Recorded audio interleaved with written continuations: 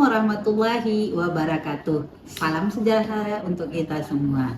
Di video ini, kami akan mendalami lebih jauh penerapan toksikologi industri dalam dunia nyata, khususnya dalam industri oleokimia yang menggunakan berbagai bahan kimia seperti refined styrene, petimeter, hingga zat berisiko tinggi seperti NaOH, metanol, dan N-heksana. Fokus kita bukan hanya pada sifat toksik bahan kimia tersebut, tetapi juga bagaimana pengendalian risiko dan penerapan K3 menjadi penentu utama dalam menjaga keselamatan.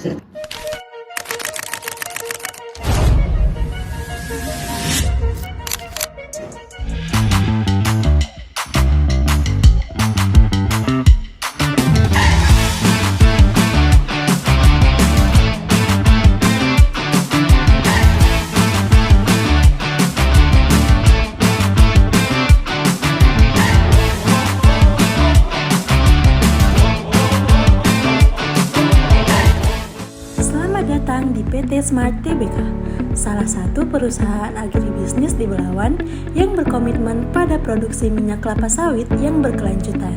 PT Smart Tbk menyadari pentingnya pengelolaan risiko kimia dan toksikologi industri demi melindungi kesehatan para pekerja serta menjaga kelestarian lingkungan sekitar.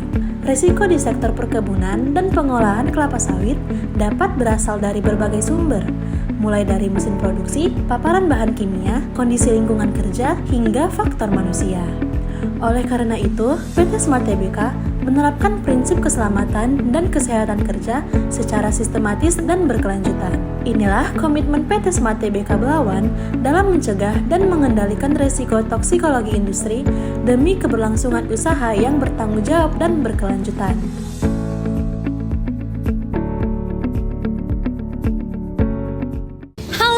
Salam K3.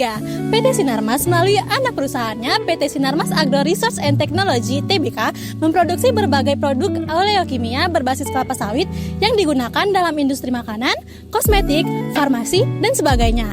Dalam video kali ini, kita akan membahas mengenai pencegahan dan pengendalian toksikologi industri pada PT Smart Tbk. Mari kita simak bersama langkah-langkah preventif dan protektif yang dapat dilakukan dalam menciptakan lingkungan kerja yang aman dan sehat. Yang pertama, boleh nggak Abang perkenalan diri dulu sama jelasin posisinya di PT Sinarmas? Perkenalkan, nama saya Rizky. Saya berasal dari PT Smart Tbk. Bagian saya situ admin produksi.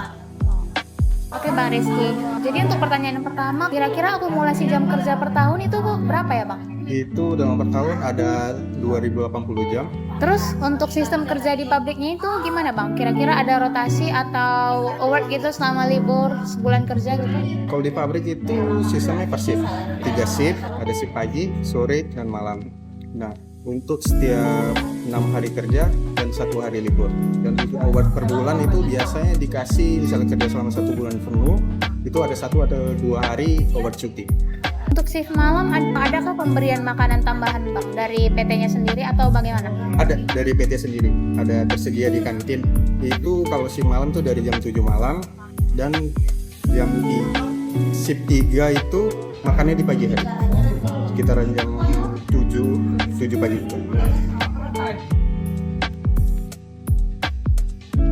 Oke. Langsung kita lanjut aja ya Bang ke pertanyaan selanjutnya, itu mengenai bidang pekerjaan dan juga risikonya. Nah, menurut Abang nih, apakah ada gejala paparan zat kimia yang pernah terjadi di tempat kerja sebelumnya? Untuk sejauh ini belum ada ya, karena paparan zat kimia dan bisa terjadi dalam proses oleokimia dengan pencampuran, di mana bahan seperti refined glycerin dan petimeter dapat menghasilkan uap atau cipratan. Namun di PT Smart Tbk telah menerapkan pengendalian ketat seperti GMP, sertifikasi ISO, ventilasi lokal, sistem deteksi kebocoran, pelatihan 3K3 berkala, serta pengelolaan PD sesuai standar. Mari kita simak bersama pencegahan dan pengendalian gejala paparan zat kimia yang pernah terjadi di PT Smart Tbk. Refined glycerin atau glycerin murni merupakan cairan bening, kental, dan tidak berwarna yang dihasilkan sebagai produk samping dari proses pembuatan biodiesel melalui esterifikasi yang kemudian dimurnikan. Setelah dimurnikan, gliserin murni dapat digunakan pada industri makanan, farmasi, kosmetik, dan industri kimia. Secara umum, refined glycerin kurang rendah toksisitas. Namun, paparan dalam jumlah besar atau dalam jangka panjang tetap perlu diwaspadai. Jika terhirup dalam bentuk uap akibat pemanasan berlebih, gliserin bisa menyebabkan iritasi ringan pada saluran pernapasan. Kontak langsung pada kulit atau mata juga dapat menimbulkan iritasi. Jika terjadi paparan, tindakan pertolongan pertama yang dilakukan adalah memindahkan korban ke tempat dengan udara segar. Selanjutnya adalah mencuci area kulit yang terkena dengan air dan sabun, serta membilas mata dengan air mengalir selama minimal 15 menit jika terjadi di kontak mata. Untuk penyimpanan, refined glycerin harus disimpan di tempat yang sejuk dan berventilasi baik, jauh dari sumber panas dan sumber api. Penggunaan alat pelindung diri seperti sarung tangan dan kacamata pelindung sangat disarankan saat menangani bahan ini. Dari sisi lingkungan, gliserin cenderung mudah terurai secara hayati dan memiliki dampak lingkungan yang rendah. Namun, tetap tidak boleh dibuang langsung ke saluran air tanpa pengolahan. Selanjutnya, vetimeter, yaitu campuran asam lemak yang berasal dari pemisahan fraksi minyak sawit dan digunakan dalam proses pembuatan sabun, kosmetik, pelumas, serta bahan kimia industri lainnya. Biasanya, vetimeter ini digunakan dalam proses pencampuran dan juga pengadukan di lini formasi produk seperti sabun mandi ataupun krim kosmetik. Meskipun secara umum tidak beracun, vetimeter dapat menyebabkan iritasi jika bersentuhan langsung dengan kulit atau mata. Uap yang dihasilkan saat pemanasan juga bisa menimbulkan gangguan pernapasan. Oleh karena itu, penting untuk menghindari kontak langsung dan menggunakan alat pelindung yang sesuai saat bekerja dengan bahan ini. Jika terpapar, tindakan pertolongan pertama yang dapat dilakukan yakni bilas bagian tubuh yang terkena, segera bawa korban ke udara yang segar dan hubungi petugas medis jika kondisi memburuk. Vetimeter perlu disimpan dalam wadah tertutup rapat, jauh dari bahan kimia pengoksidasi yang kuat. Penanganannya juga harus dilakukan di area berventilasi baik untuk mencegah penumpukan uap berbahaya. Dari perspektif lingkungan, beberapa jenis vetimeter dapat mencemari air jika dibuang sembarangan karena sifatnya sulit terurai dalam lingkungan perairan. Oleh karena itu, pengelolaan limbah sangat penting untuk mencegah dampak ekologis. PT Smart Tbk menghasilkan berbagai produk oleokimia yang kita temui sehari-hari dalam bentuk sabun, kosmetik, obat-obatan, hingga bahan bakar biodiesel. Produk-produknya meliputi fatty acids, fatty alcohols, methyl esters, glycerin, dan soap noodles. Meski produk akhirnya tampak aman dan bersih, ternyata dalam proses produksinya terdapat beberapa bahan kimia toksik yang digunakan dan wajib dikendalikan dengan ketat. Salah satu contohnya adalah natrium hidroksida atau NaOH atau biasa disebut soda api. Bahan ini digunakan dalam proses saponifikasi, yaitu reaksi antara asam lemak dan basa untuk membentuk sabun. NaOH bersifat korosif, dapat menyebabkan luka bakar jika terkena kulit dan harus ditangani dengan sangat hati-hati. Kemudian, ada juga metanol yang sering digunakan dalam pembuatan methyl esters atau biodiesel. Metanol sangat beracun karena paparan uapnya bisa menyebabkan gangguan pernapasan dan jika tertelan dalam jumlah kecil sekalipun bisa berakibat fatal. Oleh karena itu, proses biodiesel dilakukan dalam sistem tertutup dengan ventilasi khusus dan prosedur darurat yang ketat. Dalam beberapa proses pemurnian dan konversi bahan kimia, PT Smart Tbk juga menggunakan asam sulfat dan katalis logam seperti nikel. Asam sulfat adalah zat yang sangat korosif dan katalis logam jika terhirup dalam bentuk debu bisa menimbulkan masalah kesehatan jangka panjang. Ada pula N-heksana. Meskipun jarang digunakan dalam proses PKO di PT Smart Tbk yang umumnya memakai metode mekanis, pelarut ini masih bisa ditemui dalam industri oleokimia secara umum. N-heksana sendiri digunakan untuk melarutkan minyak dari bahan baku nabati. Namun, uapnya bisa menyerang sistem saraf pusat jika tidak dikendalikan dengan baik. Tapi jangan khawatir, PT Smart Tbk ini sudah menerapkan sistem pengendalian yang ketat seperti yang pertama ada Good Manufacturing Practices atau GMP, kemudian yang kedua ada sertifikasi ISO 45001 untuk keselamatan kerja dan ISO 14001 untuk pengelolaan lingkungan. Kemudian ada fasilitas tertutup, ventilasi lokal dan juga sistem deteksi kebocoran bahan kimia. Kemudian ada pelatihan K3 berkala untuk seluruh pekerja dan tentunya penggunaan alat pelindung diri atau APD sesuai dengan standar. Sebagai mahasiswa yang mempelajari kesehatan dan keselamatan kerja, kita perlu memahami bahwa industri modern tidak bisa lepas dari bahan kimia beresiko tinggi. Tapi, dengan sistem manajemen yang baik, risiko tersebut bisa dikendalikan sehingga produk yang dihasilkan tetap aman digunakan sehari-hari. Nah, berikut tabel perbandingan bahan toksik dalam produksi oleokimia di PT Smart Tbk. Meskipun produk akhirnya tampak aman, proses di baliknya melibatkan bahan-bahan seperti natrium hidroksida, metanol, bahkan N-heksana yang semuanya itu memiliki potensi toksik cukup tinggi. Oleh karena itu, pentingnya sistem pengendalian yang ketat dilakukan, penerapan good manufacturing practice, dan yang tak kalah pentingnya komitmen terhadap keselamatan kerja melalui penggunaan APD. Salam ketiga. Mungkin pertanyaan selanjutnya mengenai APD Bang. Kira-kira di PT Smart Tbk ini ada nggak penggunaan dana APD? Dan jika ada, apa aja Bang jenis APD-nya? Ada. Untuk APD itu terdiri yang digunakan di dalam pabrik itu ada safety shoes, helmet, sarung tangan jika langsung dengan bahan biologis. Yang ketiga itu air flag ya untuk mencegah kebisingan di dalamnya.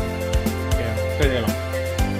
Kalau di perusahaan Abang ada nggak biomonitoring atau kayak pemeriksaan kesehatan pekerja gitu Bang?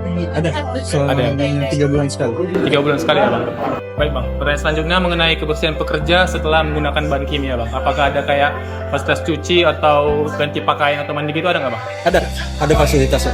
Ada surya, kamar mandi juga, dan seharinya. Terus setiap pakaian setelah itu ada di laundry. Oh, iya. Kalau pekerja yang sakit Bang, biasanya dibawa kemana Bang? Atau ada kayak kerjasama sama fasilitas kesehatan gitu Bang? Ada. Di pabrik itu ada kliniknya. Jadi setiap ada karyawan yang sakit, pertolongan pertamanya dibawa ke klinik itu untuk pemeriksaan. Dan untuk pemeriksaan lebih lanjut ya bisa dipulang untuk tangan selanjutnya. Bagi perusahaan sebesar PT Smart Tbk yang bergerak dalam bidang produksi oleokimia berbasis kelapa sawit, penggunaan APD bukan hanya sekedar formalitas, tetapi merupakan kunci utama untuk menjaga keselamatan dan kesehatan para pekerjanya. Di PT Smart Tbk, khususnya di unit produksi seperti yang ada di Belawan, pekerja setiap hari berhadapan dengan risiko yang nyata, seperti tumpahan bahan kimia, kebisingan mesin, percikan logam panas, dan potensi kebakaran. Dalam situasi seperti ini, sepatu safety, helm, masker, kacamata pelindung, sarung tangan, dan pakaian kerja tahan bahan kimia menjadi senjata utama yang wajib digunakan. APD bukan hanya soal perlindungan fisik, tapi juga bagian dari budaya kerja aman. Ketika seorang pekerja menggunakan APD, itu menunjukkan bahwa dia menghargai keselamatan dirinya, rekan kerjanya, dan keluarganya yang menunggunya pulang dalam keadaan selamat. PT Smart Tbk sendiri telah memiliki komitmen kuat terhadap K3. Mereka menyediakan APD yang sesuai standar, memberikan pelatihan berkala, dan menerapkan sistem pengawasan. Namun, semua itu hanya akan efektif jika setiap individu sadar dan patuh menggunakannya dengan konsisten. Ingat, keselamatan bukan hanya hak, tetapi juga kewajiban. Cuti yang diberikan kepada pekerja nih Bang, dalam kondisi apa biasanya paling banyak gitu orang untuk ngambil cutinya? Dalam kondisi haid atau hamil atau sakit gitu? Untuk cuti biasa kan karena ada kepentingan. Itu paling sering. Karena untuk yang faktor kedua tuh biasanya karena sakit dan cuti hamil. Tapi selama cuti itu nggak ada paksaan sih. Ya, bebas mau ambil apa aja selama ada jatah cuti tersebut. Berapa lama dia untuk cuti melahirkan ini, dan kalau misalnya dia anak keberapa sih kalau misalnya cuti ini nggak bisa diambil?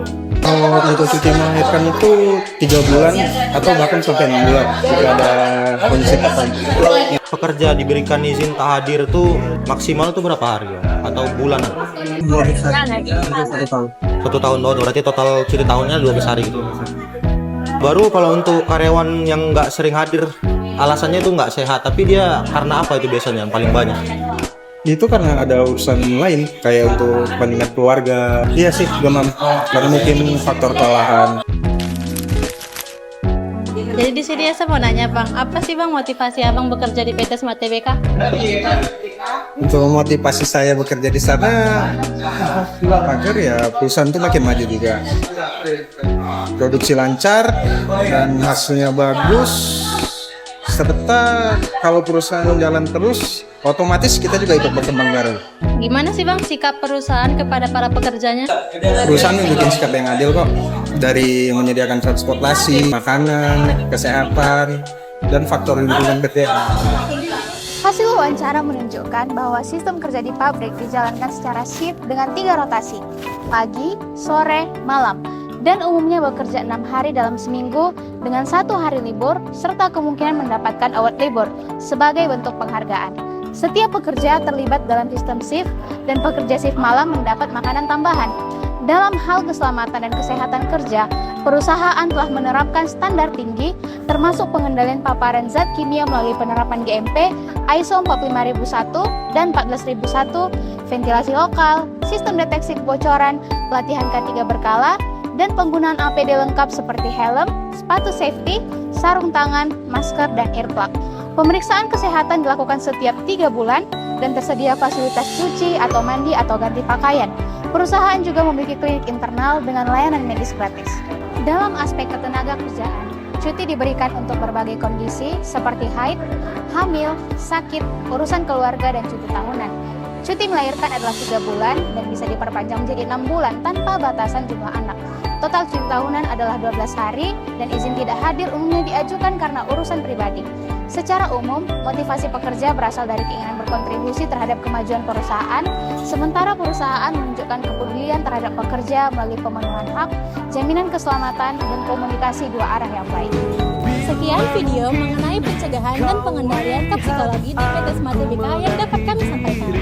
Semoga informasi ini dapat menambah pengetahuan kita semua tentang mengenai pentingnya keselamatan kerja dan pengelolaan bahan kimia di lingkungan industri. Tetap patuhi Rasio K3. Jadikan keselamatan sebagai budaya kerja.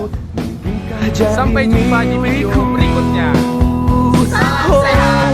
Semakin ku kejar, semakin kau jauh, tak pernah letih untuk dapatkanmu.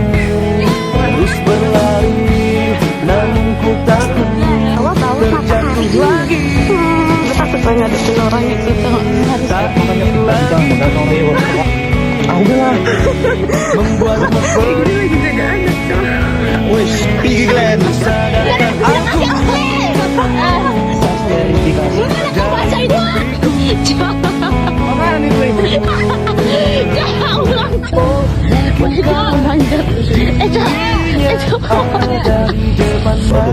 Misalnya sabun ruangan pertama dapat dilakukannya. Mana itu? Pasti itu hanya mimpi. Jadi Tadi nggak tahu saya jadi anak kos kamar kayak kantong. Itu namanya saya pakai milik saya. Iya kayaknya. Sampai sabar. Yaudah. Yang gedein tuh. Banyak ya. Kamar ini dia.